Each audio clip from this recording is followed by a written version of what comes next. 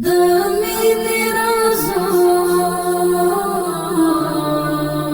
د ژوند اغازو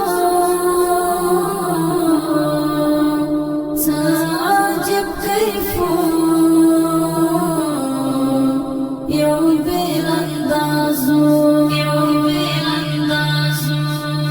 د مینې رازو د ژوند اغازو څه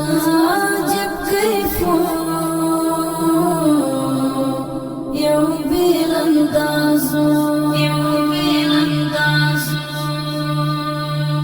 ګام په ګام تلل دی لار پړل دی د استشهاد منا